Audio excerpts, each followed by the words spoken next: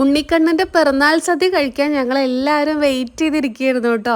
അപ്പോൾ അതുകൊണ്ട് നമ്മളെല്ലാവരും ഇന്ന് അമ്പലത്തിൽ നിന്നാണ് പ്രസാദോട്ട് കഴിച്ചിട്ടുണ്ടായിരുന്നത്. മാതൃസമിതിയാണ് കേട്ടോ, ഇവിടുത്തെ മാതൃസമിതി ടീമാണ് എല്ലാ ഭക്ഷണം എല്ലാതും വിളമ്പി തരുന്നത്.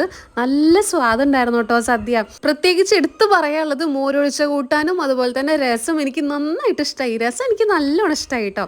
ചോറ് വിളമ്പി തരുന്നത് ബീന ചേച്ചിയാണ് കേട്ടോ. ബീന ചേച്ചി നല്ല ചിരിച്ച് നല്ല മുഖത്തോടെ ഭക്ഷണം, എല്ലാവരും അതെ കേട്ടോ, നല്ലോണം ചിരിച്ച് നല്ല മുഖത്തോടെ നമുക്ക് ഭക്ഷണമൊക്കെ വിളമ്പി തരാം. എല്ലാവർക്കും ഇന്ന് അന്നദാനം ഉണ്ടായിരുന്നു.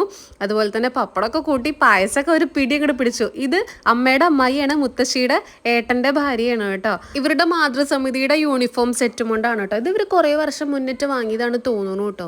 മുത്തശ്ശി കുറച്ചായി ഇപ്പോൾ അത് ഉടുത്തിട്ട്. അമ്മയ്ക്കും കുഞ്ഞാവയ്ക്കും അപ്പുറം സൈഡിലാണ് സീറ്റ് കിട്ടിയത്, ഞാൻ ഒറ്റയ്ക്ക് എനിക്ക് ഇപ്പുറം സൈഡിലാണ് സീറ്റ് കിട്ടിയത്. മുത്തശ്ശിക്ക് കുറച്ച് അങ്ങോട്ട് നല്ല തിരക്കായിരുന്നു, ആ സൈഡിലേക്കാണ് സീറ്റ് കിട്ടിയത്. തിരിച്ച് നമ്മൾ വരുന്ന സമയത്ത് തറവാട്ടിലിതാ നമ്മൾ രാവിലെ എഴുന്നള്ളിപ്പിനുള്ള ആനതാ ഇവിടെ കെട്ടിട്ടിട്ടുണ്ടായിരുന്നു. കുറേ നേരം അതിൻ്റെ വിശേഷങ്ങളൊക്കെ പറഞ്ഞിരുന്ന് നല്ല രസമായിട്ടുള്ളൊരു ദിവസമായിരുന്നു.